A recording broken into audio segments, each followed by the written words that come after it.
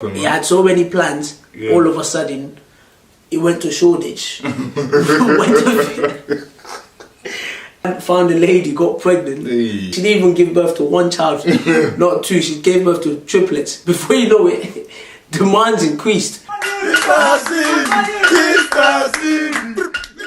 It's your boy, Mr. CV. I'm back, and I'm back with something different. I'm back with my guy. Obviously, we've got another topic for you.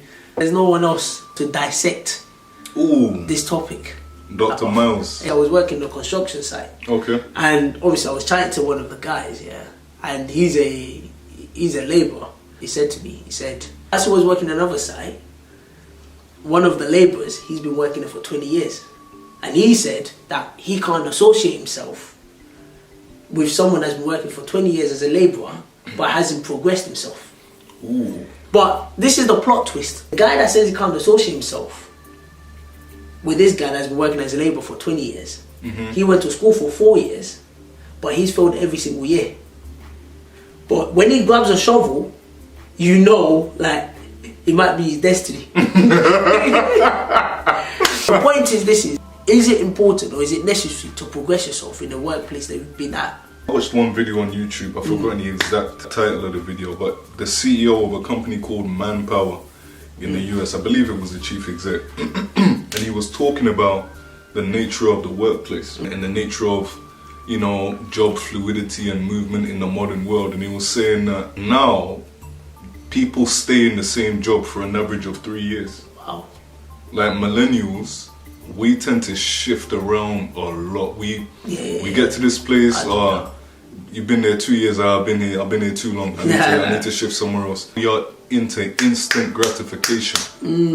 If we don't feel like we're reaching the top of something when we've only been there for like a year or 2 or 3, then we'll be feeling like we need to skedaddle, we need to go. In saying that, someone actually said to me that you progress quicker when you're moving from jobs to job. The reason is because the skills and progression you need to progress. If you stay in one place, they look at it like, oh, don't really need you in terms of that progression place, because they've already got someone there that has the same level of skills and qualities as you. But if you attain the skills and quality that you need in one workplace and you go and apply it somewhere else, they'll respect you more and give you a higher role to be able to push forward. I won't even say respect, that's quite subjective. I think probably what you mean is value. That comes more over time, I would say, as compared to someone's CV from maybe 30, 40 years ago, if they were even CVs at that time, I don't even know. Those were the days where somebody would be in the same company for 17 to 25 years. My mum has been with the same company for over 25 years. What an employer sees today, when they see, and especially if you're not a contractor, you're just someone that works full time, if they see that you were here for 1 year or you were here for 8 months and then you moved on to something else, you were there for 2 years and you moved on to something else, especially if it's an older, more experienced person looking at your CV, they're gonna be like, why is this person always moving? Why do they keep jumping for? Think about it like this, relationships. Bear in mind these days, it's not even about situationships now. If you could see somebody's relationship CV and you realize that, right, they were there for 3 months, they did this over here for 6 months, they were there for about 2 weeks, they went in and did a 1-day contract over there, would you be saying to yourself that this is the kind of person that I want to be joined to? Those of us that tend to move around a lot, we're looking at it from our point of view, but we're not looking at it from the company's point of view. Well, what about this guy that's been in the same labour work for 20 years and hasn't really progressed? For me, this was my opinion to the guy. I said to him, at least have a conversation with him to find out what was the reason why he stayed in that job for 20 years. Not everyone wants to progress. And I think sometimes we find that hard to accept that some people just don't want to progress in their job. In the sense that some people are just happy where they're at. I believe everybody wants to do better in life, even if it's just earning more money for your family. But the young people of today are quite different from the young people of 20 years ago. Especially in the sense that 20 years ago, this kind of technology that we have wasn't around. We have become a society of instant movement. So is that guy in that job for 20 years, is that a good thing? Like, Some people, as you said, they're not very ambitious. I've met guys like that. But some people, they've gone through things. That's exactly what. I've gone through things where, you know, I haven't given my best and I've seen that it's held me back. So everyone has gone through something, not to be an excuse, but people go through things and it holds them back. And they realize, you know what, either I move ahead or I stay where I am. Yeah. But what do you think about a guy that's in the same place for 20 For me, years? Wait, hold on. Not the same company for 20 years. The same level for 20 years. It depends on you as an individual. We find it weird that people are happy where they are. And sometimes, someone actually said this, it's not even about the money sometimes, it's about your happiness. And I think sometimes we forget our happiness because of the money. But another thing as well, we need to realize, the more responsibilities you have, the more mental pressure you start to deal with. A lot of people don't look at those stress or mental pressure, they just look at the money and then take it, then it starts to crumble. But then again, now you kind of have to weigh up. Do you want the mental stress of not being able to fully provide?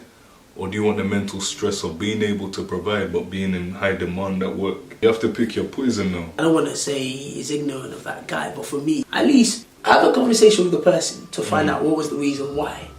And obviously, only that person will be able to give you his reasons. And two, I believe you learn more from unsuccessful people than successful people. The reason is because at least unsuccessful people, you can see how they're like. If they're not pushing themselves enough, you might be able to think, oh, right, I don't want to do that. But when someone is highly successful, sometimes they're not able to pinpoint where they actually gain that success. This is an opportunity for you to learn from that person. And I think the guy is missing an opportunity to learn, in the sense that whatever the guy's been through and the reason why he hasn't progressed, he might look at it and think, I don't want to follow the same pathway. I don't want to follow that same way. So for that reason, you have the opportunity to learn. If this guy has been at his level for 20 years, you have to be careful how you approach an older guy to speak about such things. If you say I don't want to associate myself with him, fair enough. Also, you have to take into account, I know we don't like to talk about this, but ethnic background.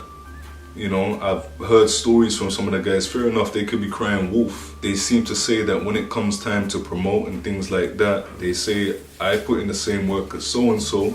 Well, you don't get that. But why is it that he's been promoted and I'm still here? It's coming from the older guys that have been there for 15, 20 years, you know? There's a darker side of ambition and success. I work around a lot of very well-to-do, I'm talking partners of the firm.